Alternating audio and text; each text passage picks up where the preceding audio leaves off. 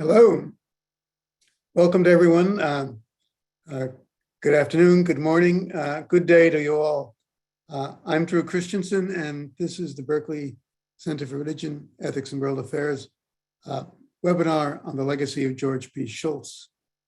We're real happy to have you here with us today, and we have quite an audience, for which we're very grateful.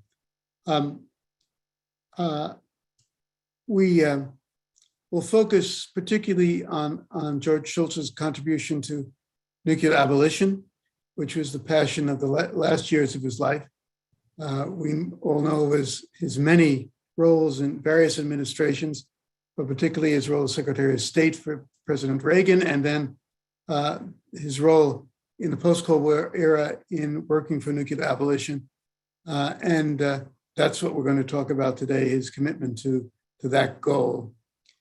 But sadly, we had hoped that his widow, Charlotte Shultz, would be here, but she had passed away and joined him over the weekend. And so we'd like to remember her. And for that, we'll take just a minute of silence. And then following that, Ambassador Goodby will read a couple of commendations. The panelists, when they make their own presentations, are welcome to make comments on Charlotte and their experience of her as well as of George. So without further ado, let's take 30 seconds of silence in memory of Charlotte Shultz.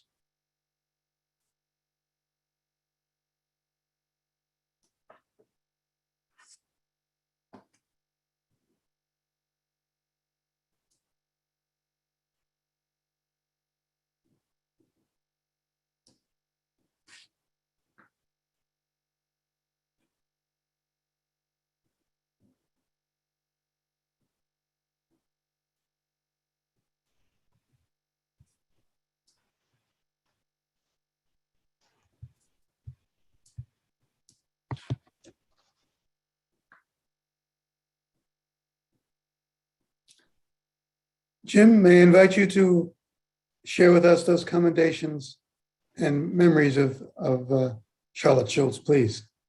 Yes, thank you, Mr. Moderator.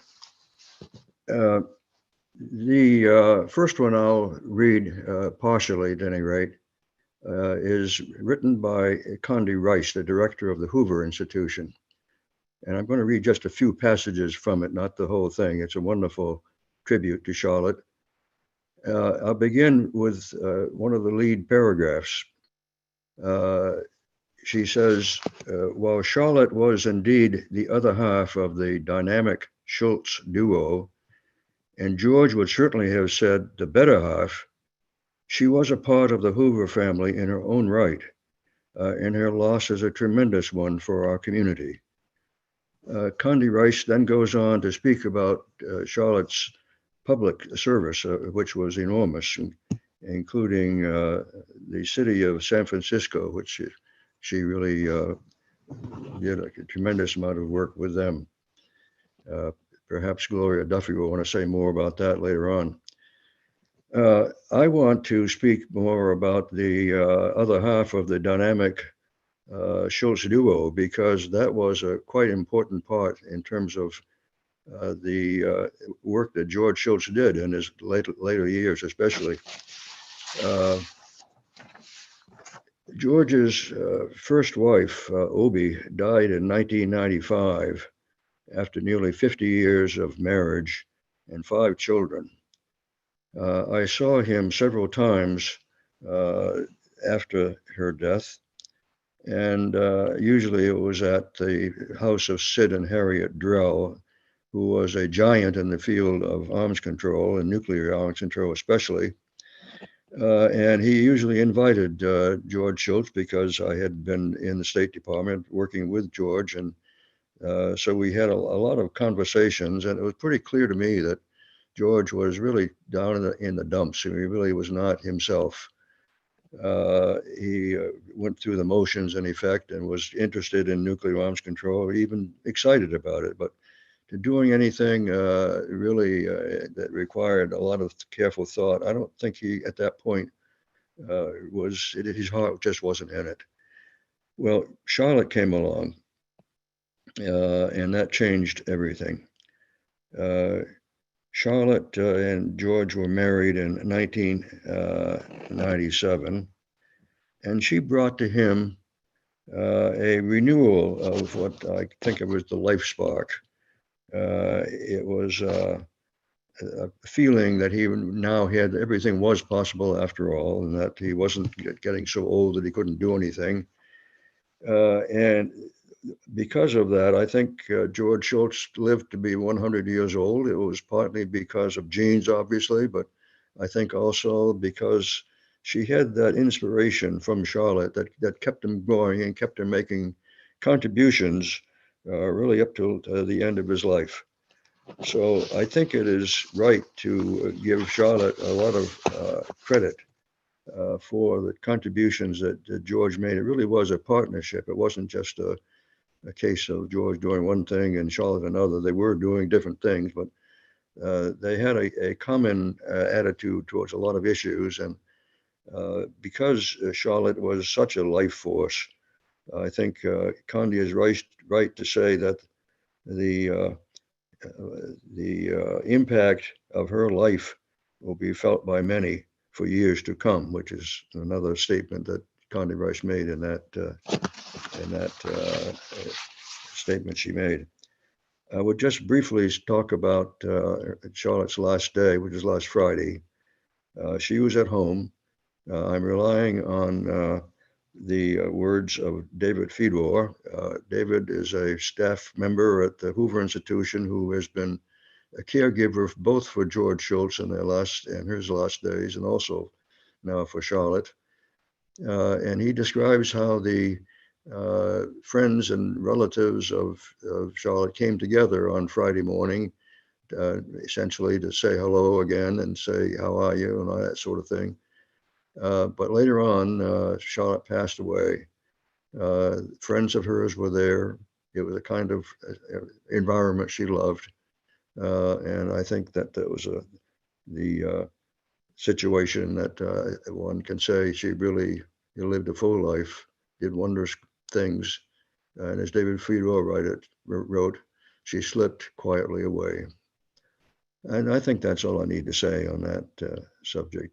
Drew, thank you very much for giving me that chance. You're welcome, Jim. And again, any of the panelists who want to comment on Charlotte are invited to do that when their turn comes to speak. Let me just do a few preliminaries before we go directly to the talk with Secretary Perry. I want to thank our partners, which in addition to Georgetown University and the Berkeley Center are the Catholic Peace Building Network, the Catholic University of America's Institute for Policy Research, and the William J. Perry Project. This webinar is being recorded, and the captioned video will be posted to the event page on the Berkeley Center website. If you registered for today's event, you will also receive an email with the captioned video when it becomes available. In the last 15 to 20 minutes, we will answer questions from the audience. So please join the conversation by opening the question and answer box at the bottom of the Zoom screen and typing in your question. So those are the preliminaries. And so without further ado, let me introduce our panel. Gloria Duffy is the president and CEO of the Commonwealth Club of California, the country's largest public affairs forum. As Deputy Secretary of State in the Clinton administration, she was credited with negotiating disarmament agreements with Belarus, Ukraine, and Kazakhstan. Ambassador Jim Goodby, who is the heart and soul of this event, is an Annenberg Distinguished Visiting Fellow at Stanford University's Hoover Institution. And he leads here in Washington a group that reflects with people in Stanford and at Hoover on nuclear issues throughout the year.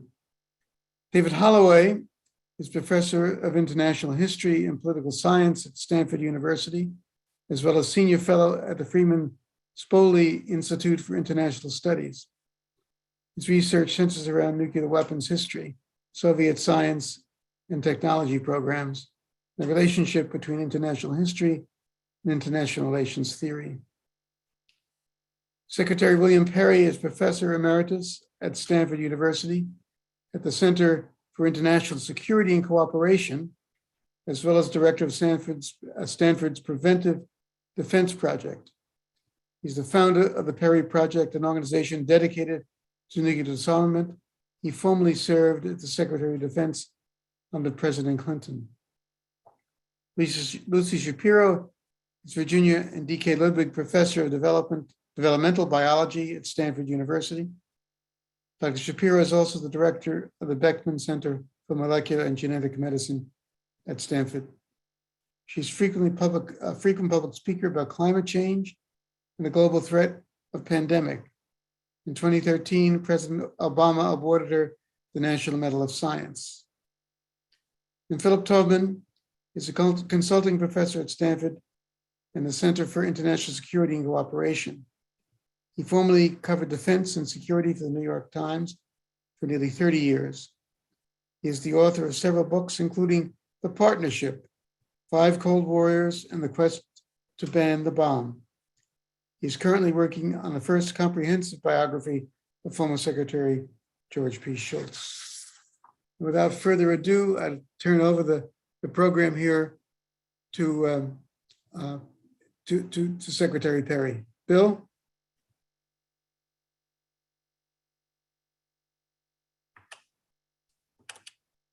Thank you very much. You're welcome. Good to have you here. In 1981, Ronald Reagan became president. He was thought to be a nuclear hawk. That was probably an exaggerated assessment, even at the time.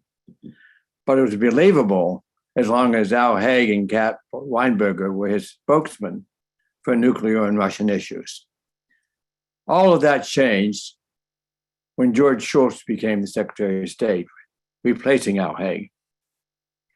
George told me that he had many meetings with Reagan, talking about Russia, talking about nuclear matters. I would say educating him, but George never used that term. This led to President Reagan calling the Russian ambassador into his office and talking with him. He had never met him before. And then led to contacts with the Russian president.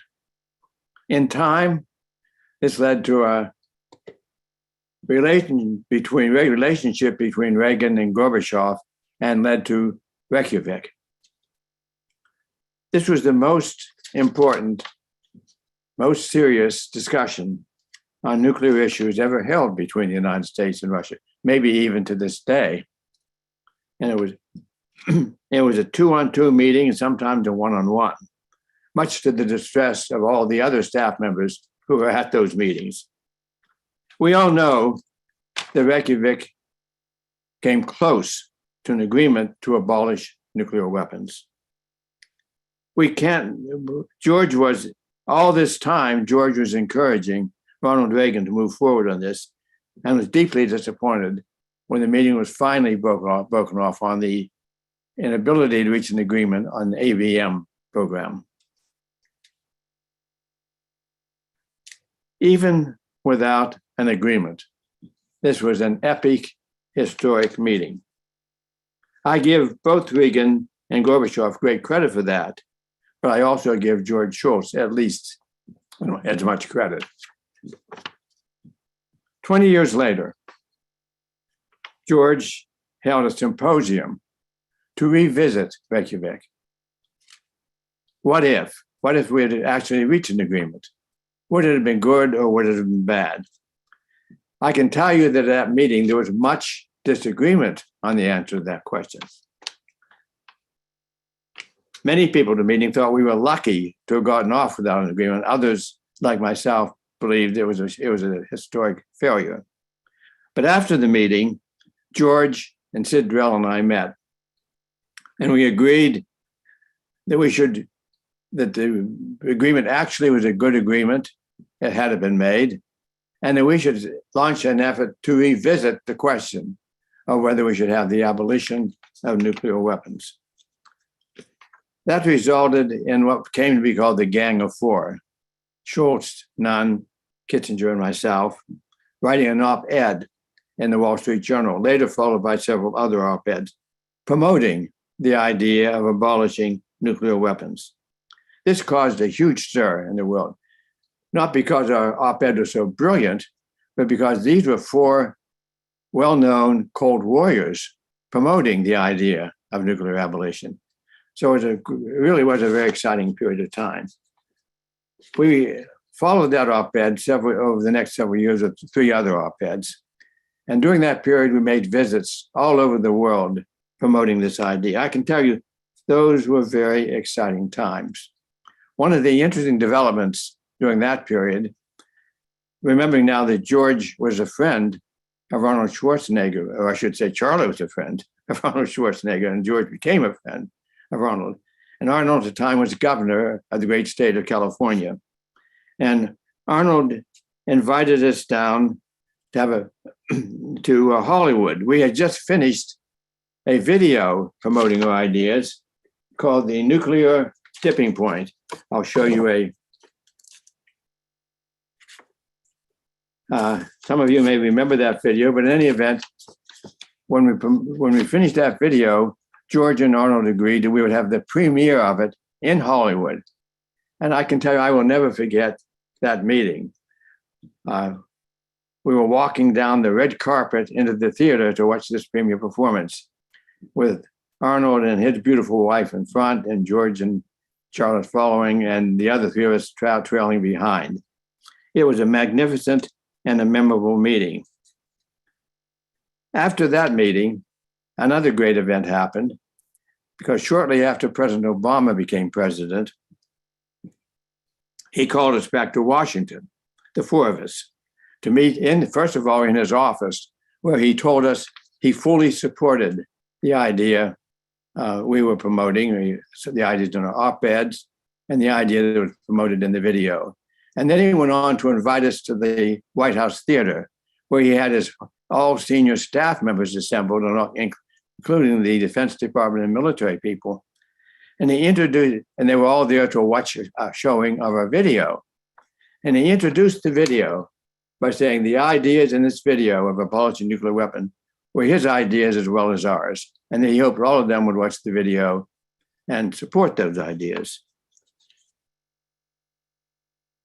Shortly after that, President Obama negotiated the New START agreement. Looking back to that moment in history, I believed then, I let myself believe, really for the first time, that it might actually be possible to carry out this mission impossible, which we embarked on, which is achieving the abolition of nuclear weapons.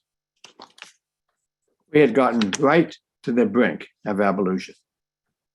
And then it all collapsed. The New START Treaty was not ratified. President Obama found the opposition in the Senate was so strong that he could not muster the 2/3 majority needed to pass it. So President Obama, in desperation, made huge concessions to people holding out on the treaty, and the concessions involving a major buildup in the nuclear arms, a new generation of nuclear weapons. He had decided it was not worth the political cost to pursue the abolition anymore, and he basically dropped it and proceeded with this plan of going ahead with a nuclear arms buildup. Well, George and the other 3 of us were devastated, but George was nothing if not a realist. He recognized what had happened and understood what had happened. He realized we had lost the battle. And he basically shut down at that point the Gang of Four. But George and I continued to believe in abolition, and we shifted our effort not to this mission impossible, but on doing and achieving smaller steps, which would at least reduce the danger of nuclear weapons. I must say, even those smaller steps were very difficult to implement. In sum, George did not achieve the great victory he was seeking and to which he gave so much of an effort. But he brilliantly led the effort, which I would call a mission impossible effort. No one else had the vision to do that. No one else would have come so close to it. It was an honor to know George, an honor to work with him. He had a unique combination of vision of what ought to be, an incredible skill to try to make what ought to be an actuality. Even if he did not achieve this great victory, my sum on George is that no one else had the vision to try, and no one else could have come so close. George, we love you and we miss you.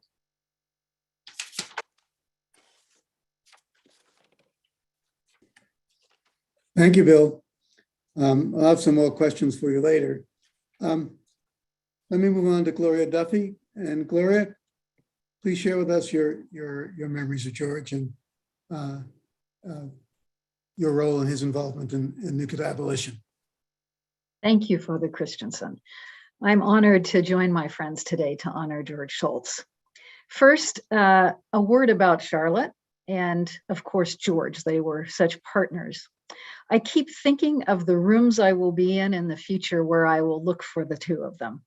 George seated with his silver-headed cane and his lapel pin with red, white, and blue rhinestones in the shape of a top hat, and Charlotte, often with a microphone, smiling warmly as she welcomed people to an event, calling Mr. Shultz jokingly, "my secretary," and sadly, they will not be there. What a void that will leave. I want to share one remembrance of Charlotte and George, and that has to do with the photo behind me, the grand opening of the Commonwealth Club's newly built headquarters on San Francisco's Embarcadero in 2017. This is a project that would not have happened without Charlotte and without George. She and George were the honorary chairs of the campaign to build what we call our home for ideas.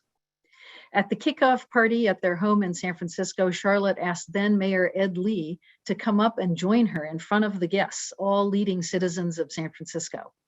She pointed at him and said, "You are going to support this project."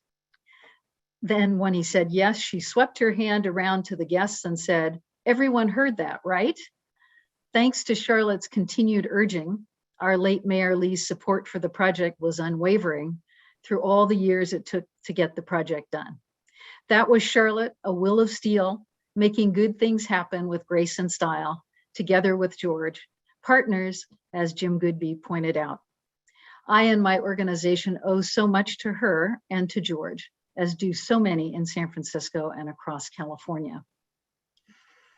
Turning to George's engagement with the public, my topic for today, both his role with his three co-authors, including Dr. Perry, in their succession of articles beginning in 2007, calling for the abolition of nuclear weapons. And I'll also talk a bit about his broader public addresses and discussions over many years, especially at the Commonwealth Club. In his book, The Partnership, Phil Taubman provides a comprehensive history of the events, motivations, and hopes that brought Mr. Shultz to his nuclear abolitionist views, so I won't go over that. But as a longtime member of the arms control community, I want to point out the profound impact that the stand Mr. Shultz, Dr. Perry, and the rest of the Gang of Four had on public awareness, on concerns about nuclear weapons, on support for the arms control process, and on the influence of the arms control community in the US. The special power and impact of these articles, public speeches, and other activities, and the film, of course, that Dr. Perry mentioned, was the knowledge and authoritativeness of all the authors, and therefore the influence they had on the public mind. Mr. Shultz's influence, of course, was through his history of multiple cabinet posts and his private sector leadership, and as a Republican, his appeal across the political spectrum. In the American political environment, previous advocates for nuclear abolition had been consigned to the political fringe. This was largely because they lacked a practical vision. They lacked plans and steps that could be taken towards this desirable but seemingly unreachable goal. George Shultz, Bill Perry, Sam Nunn, and Henry Kissinger changed all that. They brought the nuclear abolition idea into the mainstream, partly because of who they are, but also because they set out an agenda of practical steps that could be taken towards the goal, and they talked and they wrote about this publicly, frequently, and in detail. Their articles began in 2007 by stating the increasing dangers of nuclear weapons, the concern that non-state terrorists could get a hold of nuclear weapons, other destabilizing trends, the lack of negotiations, the lack of cooperation and communication between countries that had nuclear weapons about reducing and controlling them. They set the vision and goal of abolition, and they laid out concrete steps to take towards the goal. By doing this, they reinvigorated the national awareness about the danger of nuclear weapons and what could be done to diminish the danger. They mainstreamed the idea that the goal should be abolition of these terrible weapons. In so doing, they empowered the social and political constituency for nuclear arms control in the US in so many ways. The media again began covering the nuclear danger. Foundations funded more work by scholars and activists. They influenced presidential candidates, as Dr. Perry described, inspiring President Obama. Members of Congress focused more on this cause. Universities taught and students studied the nuclear danger and arms control. Their advocacy strengthened the nonprofit groups, from the Bulletin of the Atomic Scientists to the Arms Control Association, the Federation of American Scientists, all those groups to push further for nuclear arms control measures. And largely because of their work, the following decade was productive for efforts to restrain nuclear weapons, including the New START Treaty and the Iran Agreement. Now, I must note that while the influence of Mr. Shultz and Dr. Perry and the group was great, there has been a lot of backtracking since that time. We've seen the abandonment of the INF Treaty, the Open Skies Treaty, the Iran Agreement, and the fraying of other arms control regimes. The issues that motivated the group to start their public advocacy are still pronounced today, as the US and Russia modernize our nuclear weapons, as China expands its nuclear arsenal, as the development of hybrid cyber and space weapons grows, and the issues that all these trends raise now for strategic stability through the blurring of the line between conventional and nuclear weapons and possibly greater dangers of escalation. In the spirit of Mr. Shultz, it is just as urgent today as it was in 2007 that we pursue practical steps to reduce these dangers. Thankfully, many are continuing this work. There is a public base and awareness of the work, and we must all rededicate ourselves to it and engage younger generations in this work. Since he began his public life, Mr. Shultz was always dedicated to sharing his views with the American people, to an informed, engaged citizenry. He spoke frequently at the Commonwealth Club, every year or two, starting decades before the Nuclear Abolition Initiative. And he told me, by the way, with his classic wry sense of humor, that he appreciated the Commonwealth Club for the simplest of reasons. Our programs always started and ended on time. From his 1985 speech on why we must have a relationship with the Soviets, to his talk with John Chauvin in 2009 on Social Security and healthcare reform, to his last conversation, The Emerging New World, which was 1 year ago yesterday. He frequently shared his wisdom on many topics, knowing that all public policy should be based on public knowledge and support. When they started pursuing nuclear abolition, Mr. Shultz, along with Dr. Perry and others of the group, knew they needed to build public awareness and support. They spoke many times at the Commonwealth Club and elsewhere about their nuclear abolition initiative, reaching and inspiring hundreds of thousands of listeners and viewers. The last conversation I had publicly with George a year ago was with Jim Timby and Stanford demographer Adele Hayutin about the policy implications of major demographic trends. He and Jim Timby had written a book a hinge of history, pointing out trends, the global population shift to Africa, the aging of the European population, the impact of AI, the rise of social media, and their social, economic, and political implications. Perhaps one of George's last instances of a major public presentation, he passed away 2 months later. In our conversation, he was so positive and optimistic. His view was that the US was best positioned to adapt to these trends and would turn them into positive world leadership. In recent years, George advocated for policy changes also to address climate change. When I saw George at Charlotte's events, I would always go to sit beside him and chat privately for a bit. And he told me a number of stories during these chats. In closing, I want to share a couple of those stories that had to do with his concern and actions to address climate change. He told me that as a member of the board of General Motors in the 1990s, there was a board visit to the GM test track. He saw a prototype of a car called the EV1. He said he told the General Motors management, "You need to produce that car." It was the first commercially available fully electric car. They did produce it. My husband and I all drove EV1s, and it broke the ground for what later became the development of Tesla and other electric cars. Second story, in 2006, as a fellow Republican, he said, he had told Arnold Schwarzenegger to support AB 32, California's first and path-breaking climate change bill. Schwarzenegger did, and it became the model legislation for the nation and the world.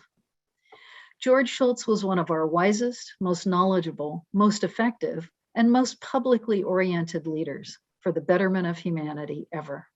Rest in power, George and Charlotte.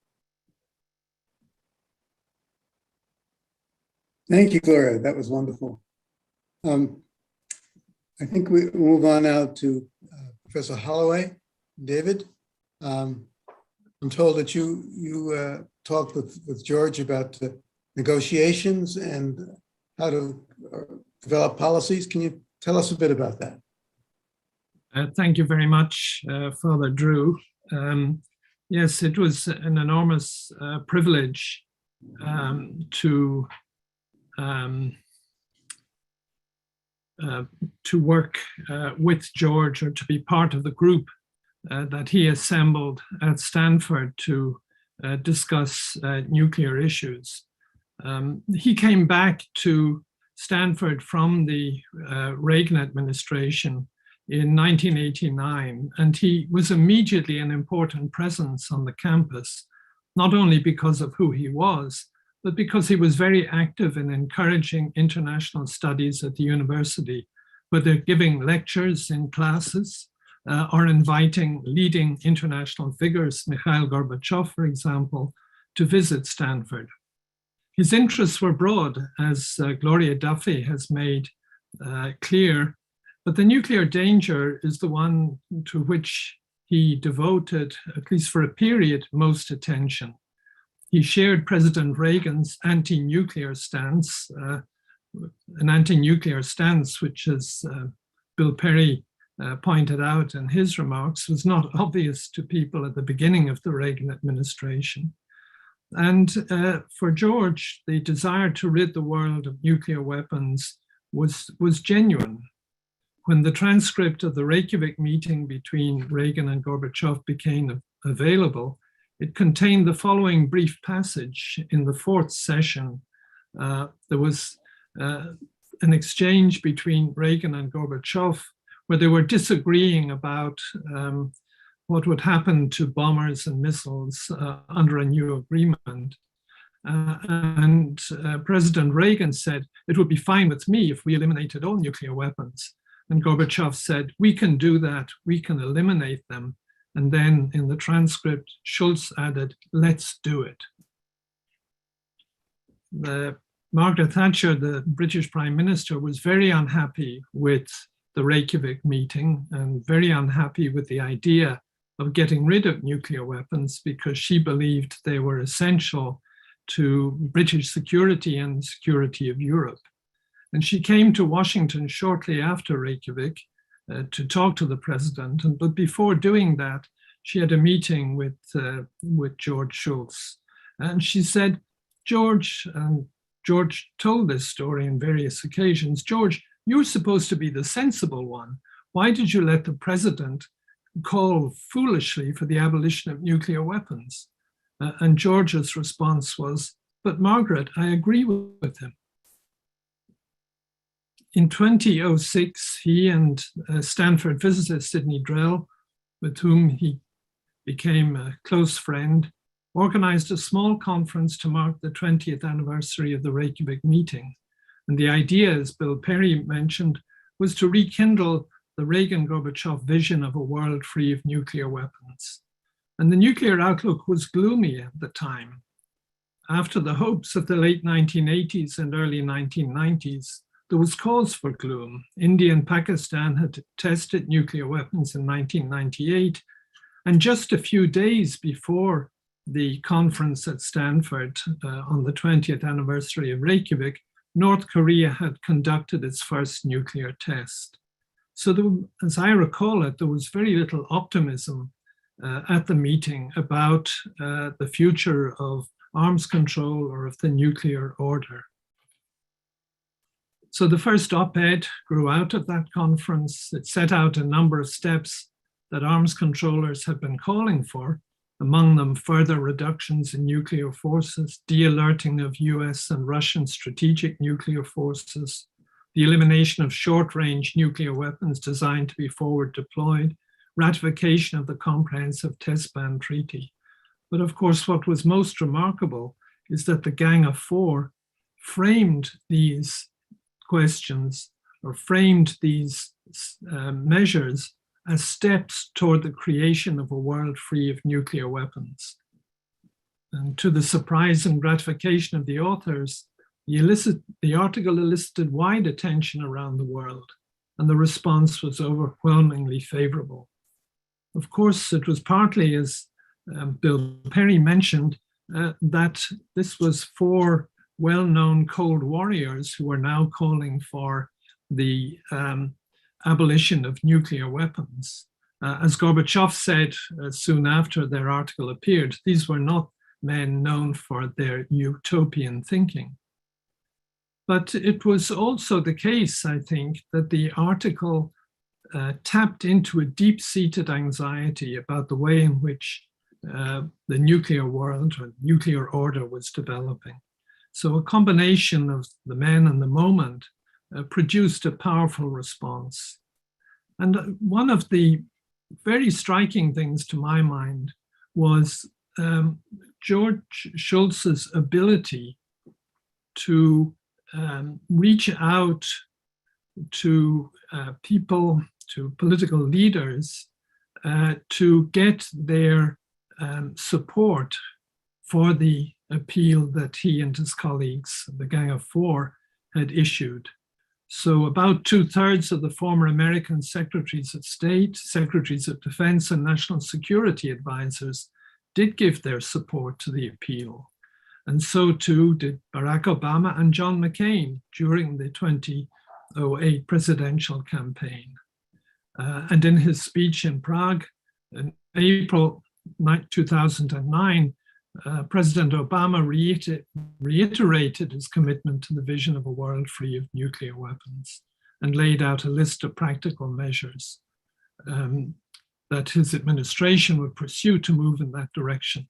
Well, Bill Perry has talked about the hope that existed at the time, the momentum that developed behind the call for a world free of nuclear weapons. And one of the interesting things that I think in maybe a dozen other countries, other gangs of four assembled to publish articles calling for the abolition of nuclear weapons. And again, it was senior political figures, policymakers who wrote and signed those articles. And alongside this high-level activity, there was a rather intensive program of seminars and conferences at Hoover to explore different aspects of the problem and the path to abolition, looking at deterrence and its problems, looking at ways of reducing nuclear weapons, looking at issues of stability with low numbers of nuclear weapons and then with no nuclear weapons, looking at problems of command and control and so on. And George recruited experienced diplomats like Jim Goodby to play a key role in this effort so the discussions did not get too abstract. There was a vision and there were practical steps, and it was the interaction of the vision and the practice that really constituted, in a way, the core of the appeal. There were meetings with Chinese nuclear specialists, I remember, who were initially incredulous that there could be a proposal to abolish nuclear weapons. Retired Russian generals were brought into seminars at Hoover. And George Shultz had just fantastic convening power. He could reach out to anyone to come and take part in the meetings at Hoover. And as Bill Perry mentioned, the Gang of Four itself traveled about to meet leaders in other countries. So in almost any assembly, George Shultz was the most senior, the most distinguished person. He chaired the meetings. He had his own conference room at Hoover, which was structured in a way to encourage dialogue. He chaired the meetings, usually with somebody at his right hand who would take note or who was to speak and so on. But what was very striking to me is he never tried to dominate the discussion. He let everyone have their say. And in his presence, I think, people spoke to the point. He was a civilizing presence, even when he didn't speak. But he followed the discussions carefully and made remarks at the end, remarks that always illuminated what had been discussed. And they were remarks that were often embodied in or accompanied by a story about his own years in policy. And so one of the results of this activity is a series of books on articles on deterrence, on the prevention of war, on the war that must never be fought, which still have, I think, great value for understanding the predicament that we are in. One of the key elements in his thinking was that the elimination of nuclear weapons had to be a joint enterprise. It had to reach across political divisions inside the United States. He liked to think of the group of the Gang of Four not as bipartisan, but as non-partisan in its support and in its advocacy of a world free of nuclear weapons. I was particularly aware of the attention he paid to Russia, and he greatly regretted the lack of serious dialogue with Russians on nuclear and other issues. But one important principle he adopted in dealing with Russians, as indeed for everyone, was the principle of respect. And he illustrated this by a story he told about his own first visit to the Soviet Union in 1973, where he was dealing with the Soviet Minister of Trade, Nikolai Patolichev. Patolichev took George to Leningrad, and the central point was to visit the cemetery in Leningrad of those who were killed in the siege of Leningrad during the Second World War. And George was very struck at how, when they walked through the cemetery where he laid a wreath, Patolichev and the translator had tears coming down their cheeks because of the sadness, the grieving that they still felt for the terrible suffering in the war. And so when they walked back and were about to leave the cemetery, George said to Patolichev, you know, I served in the war, and some of my comrades were killed in the war. And then he walked out onto a kind of platform near the exit from the cemetery and gave a salute. And Patolichev said to him then, "Thank you, George, that shows respect." And he emphasized the importance of respect for those you were dealing with. This did not mean that you should never criticize what the Soviet Union, as it was then, was doing. But he thought that criticism would be much more effective if respect was paid where it was deserved, because then people would realize you were a serious person, committed to certain kinds of positions and judgments. And that would make it easier to deal with adversaries. George once mentioned to me a point that Bill Perry has made rather eloquently, and that is that he thought about 2009 that perhaps there could be a real breakthrough towards the abolition of nuclear weapons. But of course, that was not to be. It has not happened. US and Russia have programs to extend strategic nuclear weapons for decades to come. China appears to be engaged now in building up its nuclear forces. There's still the crisis over the Iranian nuclear program and North Korean nuclear weapons.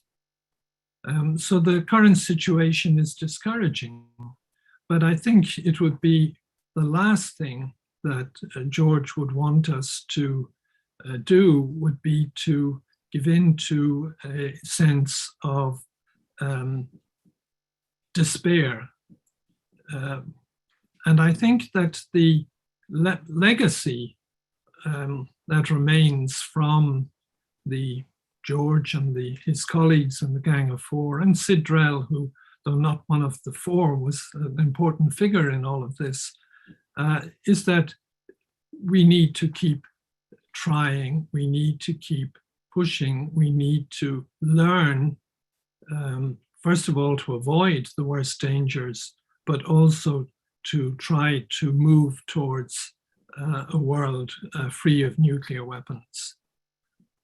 There's a legacy of ideas, a legacy of proposals, and there is the encouragement that comes not from failure, but of course, but the encouragement that comes at least partially from coming close to success. And I want to end by a comment on Charlotte Shultz. Jim has spoken and Gloria have spoken eloquently about her. George was fortunate, I think, to have two very happy marriages. Charlotte, as Jim said, rekindled, if you like, the life force in George. And for those of us involved in the project and the work at Stanford, she was a wonderful presence, not only in invigorating him, if you like, and giving him new hope, but in showing all of us that good relations, good cheer are an essential part of diplomacy, and that even though we were involved in a serious business, that business could also be fun. Thank you very much.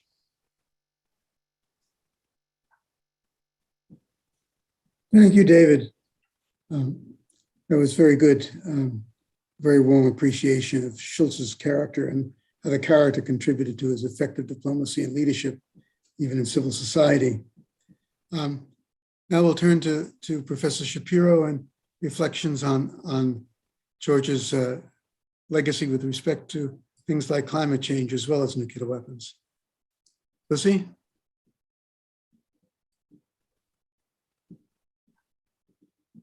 Unmute. You need to unmute yourself.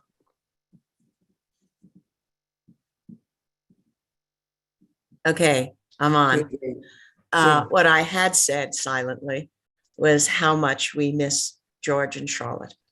I will come back to that again.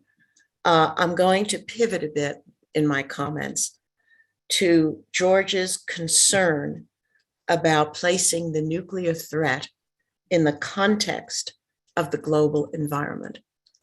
George was a very broad thinker, and he had an enormous sense of how important knowledge was and understanding the deep context of things that he was concerned about.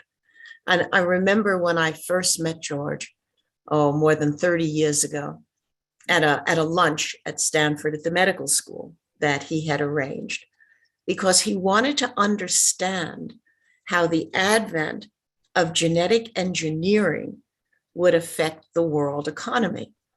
And I remember being stunned by this, genetic engineering in the world economy. And it was only over the years that I began to appreciate George's mind and how everything came together in understanding a complex whole, and that you couldn't just focus on one bucket at a time. Now, over the years, I learned that this was not just curiosity, but a deep appreciation that the survival of mankind was dependent on the interconnectedness of global threats. And more importantly, he wanted to do something about it and unfailingly felt he could. But he believed that the first step was to understand the cataclysmic events that were threatening global survival. And then second, to grapple with the technologies that would help him mitigate these events. So what were these events that had George deeply worried almost continuously? Of course, at the top of the list is what we're discussing, which is the nuclear threat. But growing right under that and affecting it enormously was climate change. George understood that this was not a hypothetical that would happen sometime in the future, but in fact was like a runaway train happening in tens of years, not tens of thousands of years that had happened in past millennia. This time around, climate change was man-made, and it was having far-reaching effects on every corridor of existential threat that we were dealing with, including pandemics, which we now know an awful lot about and wish we knew less about, which is exacerbated by climate change and leads to economic instability, which we all know more about than we ever wanted to know about, including in the effects of climate change are now happening mass human migrations. And these are due to many things, including political upheavals, lack of water, shortage of food, loss of landmass, weather disasters. And here's the crux. All of this leads to political instability, which feeds back to an exacerbated nuclear threat. And George believed this strongly and felt that we really had to do something about it because everything was interconnected. He believed that innovative technologies must be harnessed to combat these threats, and we should combine these, and this was critical, with wise governance and diplomacy, something that is currently sorely lacking in the world today. We're doing a terrible job of dealing with these threats. One comment that we heard from George consistently is the world is broken and we have to fix it. When we discussed the role of climate change, George and I, and we would often do that, and its effect on the surge of infectious diseases, even before the pandemic occurred, he suggested that I write about it in a way that would be understood by all readers and include ways to deal with the problem, not just alert people to the problem, and communicate in ways that everybody can understand. Well, with George, no matter what he asked of you, even if you said, there isn't a chink of time in my life to do anything more than I'm doing, George would look at you and he would reiterate what he thought you should do. And your invariable response was, yes, sir. He had that effect on every one of us. He felt that the denial of the role of mankind in the rapid unraveling of the global climate and ecosystem was counterproductive. We had to face what we were doing and change how we were doing this. With this in mind, he started the Energy Task Force with Tom Stevenson at Hoover and incorporated technology innovation at every step. We partnered with Ernie Moniz at MIT in this endeavor. So it was a Hoover, Stanford, MIT task force, in which George brought in experts in many tangential fields. Nobody said no to George. When George called upon you to give time and energy and attend these meetings, you were there. He would get everybody together, close the doors of the Annenberg conference room, and let us go at it again and again. Not only at Stanford, but he piled us into planes and we flew to MIT, where we again went at it deeply, technologically, philosophically. With George's death, the task force has now been expanded to be called the George Shultz Memorial Energy and Climate Task Force. Mid-pandemic, he was instrumental in starting the National Security Task Force with Admiral Jim Ellis and General Jim Mattis to understand the global consequences of these existential threats and the threat of nuclear disaster. And again, the impetus is and was to first understand in detail the technological problems and then to do something about it. Finally, he wanted to ensure that the United States kept its leading edge in science and technology. Here again, as much as I hate to admit it, our country is on shaky ground. With our world standing in engineering, math, and the sciences being outcompeted on a global scale, the numbers are astonishing. He understood that this was a dangerous trajectory, and he fully supported government R&D investments to create game-changing technologies. In fact, the Energy Task Force was called the Game Changers. We are left without George's ongoing wisdom and vision, but not without his clear message. Do something, act, educate, innovate, communicate with friend and foe, and above all, use diplomacy. Again, my response to all of this, yes, sir, George, we're here and we will continue doing this. George and Charlotte, we miss you. You were an incomparable pair, and we are now charged with continuing your spirit and your vision. And I just want to close by thanking them for everything they've done for us through all the years. Thank you. Thank you, Lucy. Done with feeling and giving us a real sense of how character drives mission. And I think in George Shultz's case, that's a really very important thing. So with that, I think the man who's going to tell us more about George Shultz's character is Phil Tubman. Phil?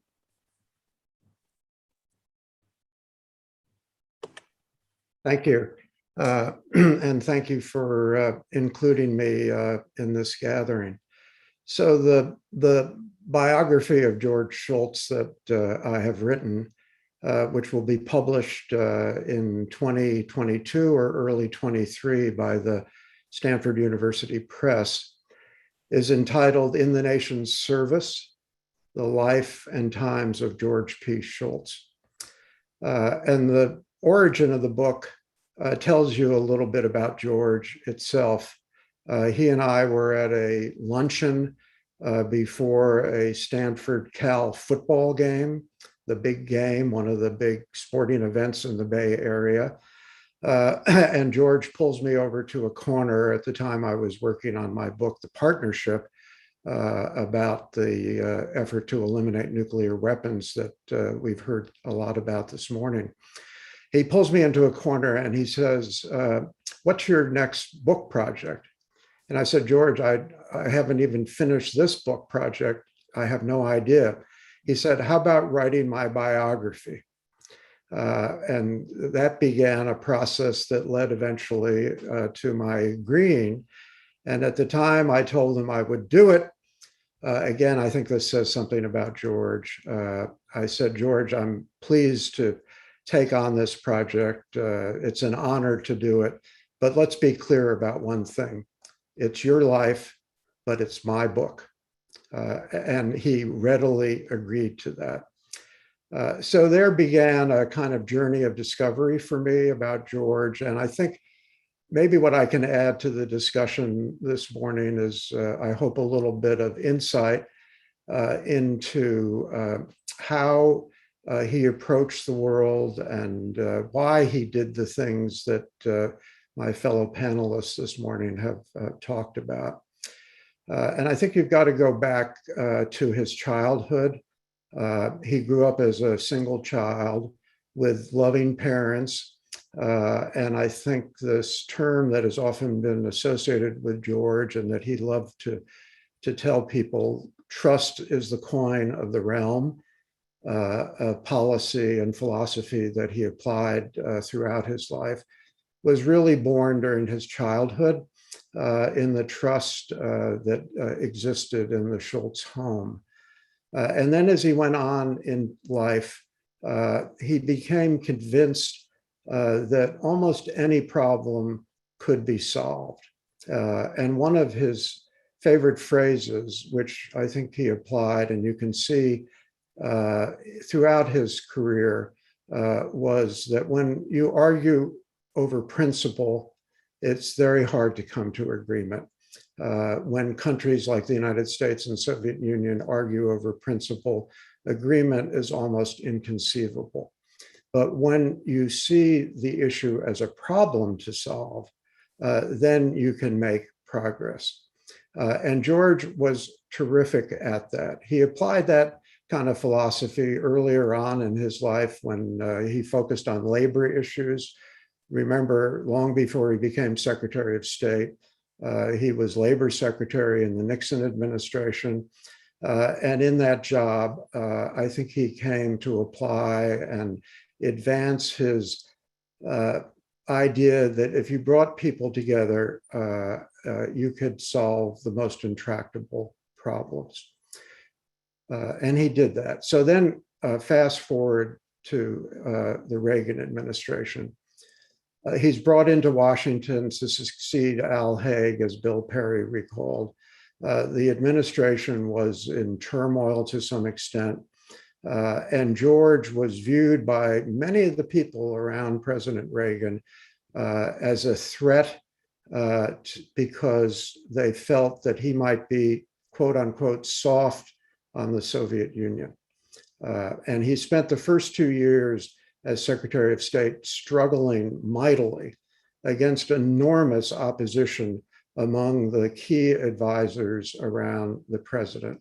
It included the Defense Secretary, Caspar Weinberger, the Director of Central Intelligence, Bill Casey, the National Security Advisor, Judge Clark, William Clark, and a coterie of White House staff members. As I lay out in the book, the first 2 years were years of enormous frustration for George.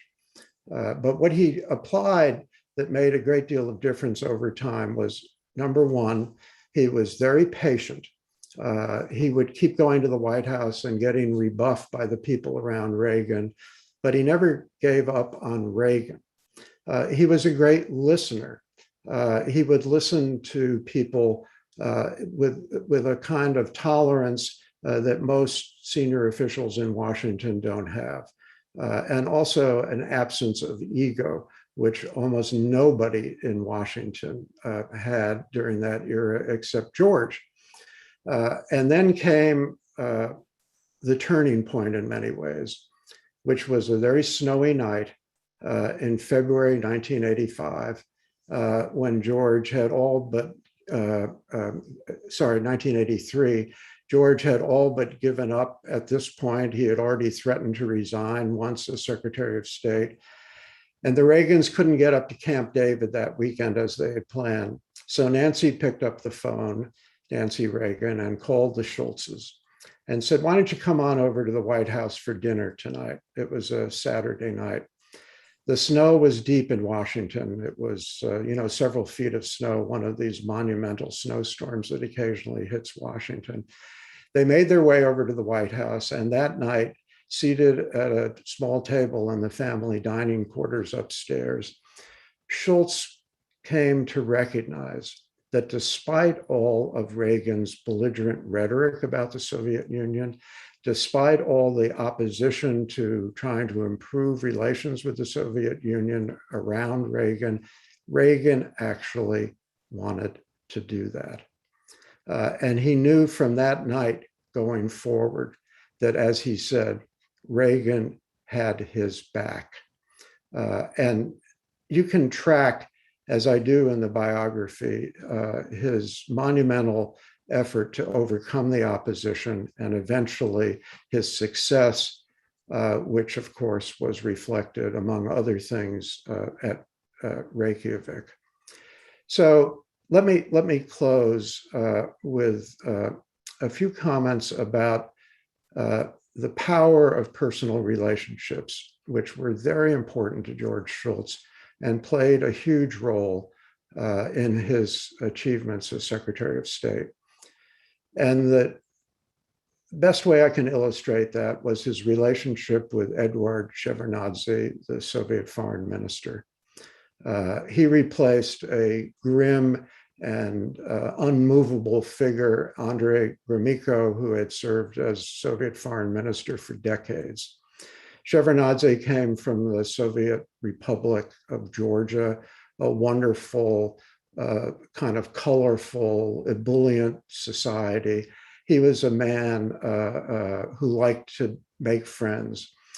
And when George first went off to meet him in Helsinki, he said to Obi, his wife at the time, you know what, let's see if we can establish a personal relationship with this new foreign minister. Why don't you come with me to Helsinki? And so they went, and there George introduced himself to Shevardnadze with a great show of graciousness and respect. And that led to the development of a wonderful friendship. Yes, it was a professional relationship, but it was also a friendship. And years later, long after George had left the post of Secretary of State, and Shevardnadze had returned to Georgia and then been ousted as president of by then the independent nation of Georgia, I went to Tbilisi to interview him. He had advanced Parkinson's at the time. It was with great difficulty that he got up from behind his desk and moved over to a sofa to talk with me. And then he instructed an aide to go to the corner of his office and pick up a stack of papers to bring to him. The aide brought them over. He looked at them. He handed them to me and he said, "Phil, these are the Christmas cards that George and Charlotte Shultz sent to me over the last 10 years. I cherish them." That to me captured the nature of that relationship and the importance of it in the Shultz time as Secretary of State. Thank you. Thank you, Phil. That really gives us a sense of his character and his sensitivity to personal relations, which I think was a secret to his success. So, Jim Goodby, would you like to say a word before we go to Q&A?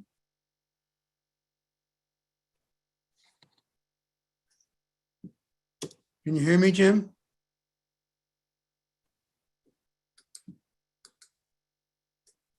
Unmute, Jim.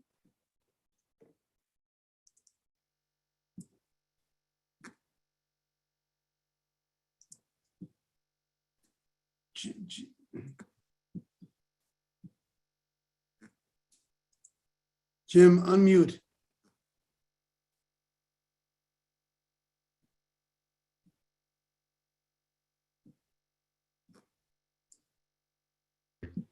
How about this? That's good. Okay, all right, I'm sorry.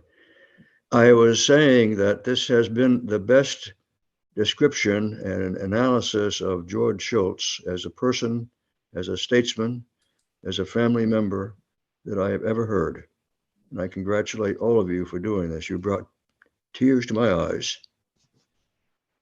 I hope we can do something more, but I do want to leave time for people to ask questions from the audience. So I'll stop with that comment. Thank you very much. Thanks for that latitude. So let's go to the questions now. So let's see here.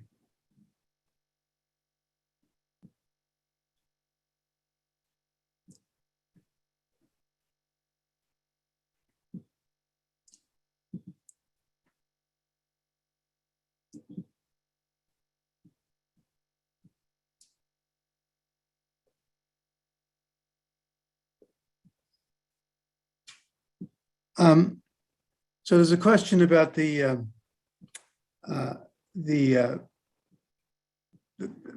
about the environment and whether Shultz, along with James Baker, were advocates of a pricing mechanism to reduce emissions. Lucy, can you help us on that?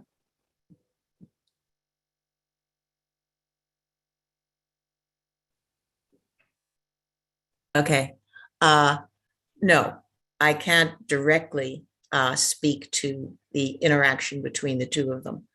I can speak to the fact that this is something that George was very involved in trying to discuss, enact, and bring forward in the Energy Task Force, and is continuing to this day.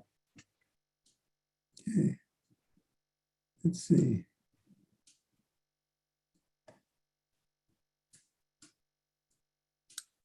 Oops. My page is flipping here. Let's see.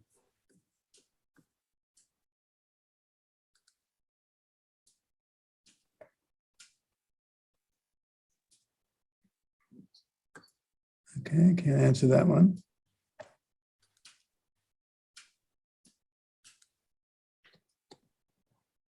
So someone asked whether there is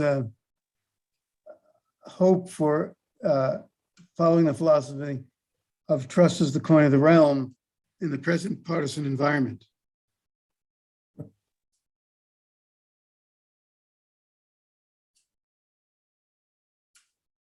Gloria, what do you think?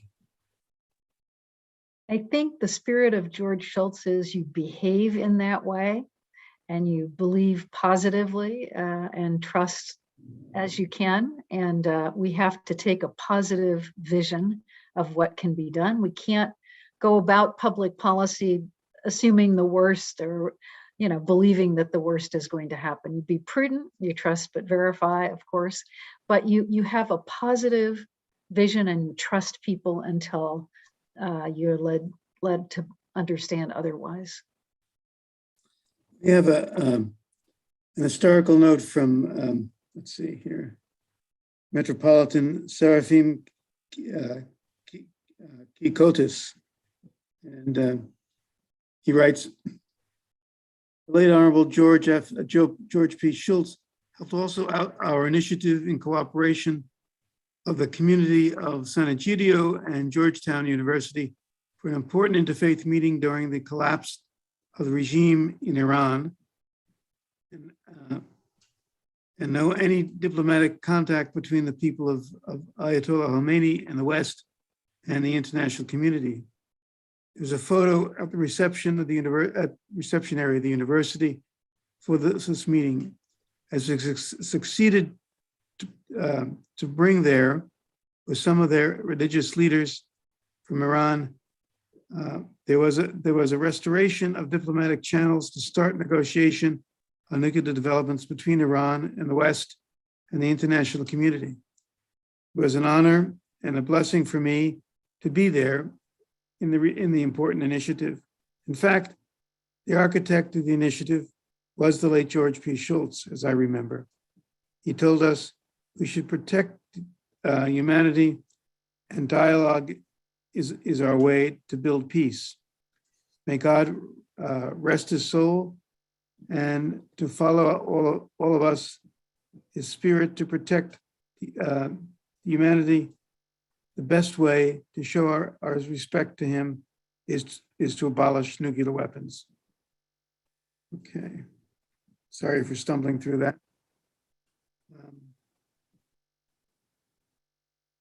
Here is there's a question. Did George have any religious faith? If so, how did it affect his outlook? Bill Perry, at the end of your March article with your colleagues Sam Nunn and Henry Kissinger, you quote comment of Bishop Swing about George's religious faith. And I remember in an event that Jim Goodby set up for our Catholic initiative, that George started quoting the Sunday sermon of his pastor as if he committed it to memory. Maybe he had written it himself, I don't know. But it was really quite a remarkable moment. I remember Jerry Powers from Notre Dame saying that we were there to talk about religion, and here George Shultz was more religious than the three of us. Can you say anything about his religious inspirations, Bill? I don't think I'm a good source of information on that. Perhaps Gloria could make an assessment of that. I never discussed the issue with him. Okay. Gloria, could you comment?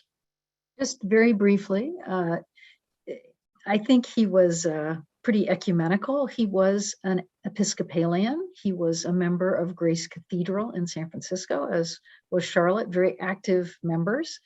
I know that he was strongly inspired by Bishop Swing. He was interested in Bishop Swing's United Religions initiative. So he was interested in the moral inspiration of religious teachings, but he was ecumenical, and as the Metropolitan indicated, he reached out and engaged with all religions. He was also very egalitarian in his life in terms of believing in equity and treating people very well, of all backgrounds, all genders, people who are LGBTQI. He and Charlotte had many friends in that community. So I would say, again, moral, ethical, mildly Episcopalian, and again, inspired by those within his church who believed in taking action to improve the human condition. Thanks, Gloria. It's a help. Peter Metz says surveys show that the public favors the elimination of nuclear weapons, and sorry, I lost that.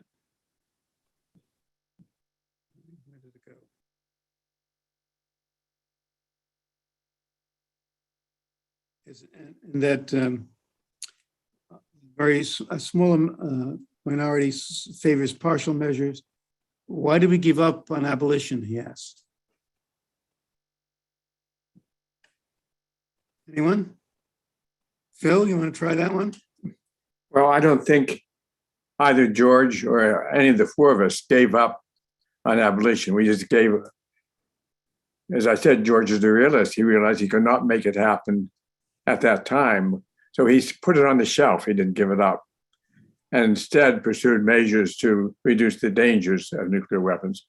But in my opinion, he never gave up the belief that we should abolish nuclear weapons. He still believed that up until the end, and I still believe that. Thank you, that's good. And we know that you haven't given up. You have the Perry Project. You've published 2 books in the last couple of years that outline your position. You're still waging the battle. We have a compliment from retired Ambassador Elena Constable. Many career diplomats view George Shultz as the best Secretary of State of the 20th century, bar none. So there's a compliment that I think joins the spirit of our discussion today. I would not limit that to the 20th century. Okay, go ahead, Bill. I said, just to take away the phrase the 20th century, and I would agree with it. Good. He was the best Secretary of State I think the nation has ever had, including Thomas Jefferson.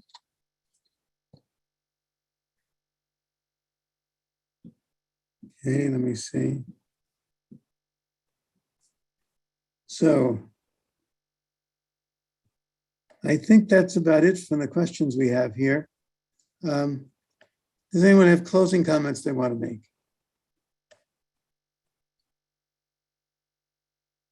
I would like to add one further particular statement about George, very short and to the point.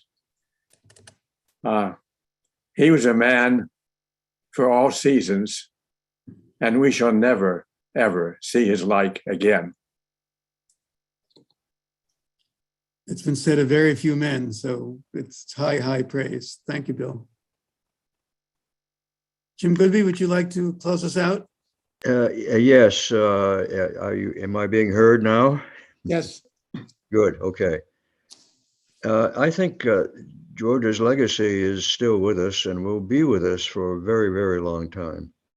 And it's really up to us. We know what the legacy is. We've heard it today in great detail. It's up to us to continue with that legacy. And I think that what we need to do is never give up, continue arguing for a world without nuclear weapons. The logic of what the Gang of Four, let's call it that, was arguing for was in order to get to where you want to go in the long run, you have to have an objective, but you also have to get there step by step. And these steps may not be identified in advance. So you have to keep in mind that there is the objective of eliminating nuclear weapons. You have to get there step by step and never give up, keep pushing. And I hope that is the message that all of you have left with the public today. Thank you very much for doing this. Thank you, Jim. I want to thank everyone for participating. Excuse me. My allergies are catching up. Excuse me. All the viewers will be able to see the recorded version of this, and in the future, it'll be an historical record. So thank you all very much, and happy holidays to you all. Thank you. Thank you, you. Drew. Thank you very much for doing this. Yes, Thank you so much. Thank you, everybody. Thank Glad you, to host Jim. this. Thanks to everyone.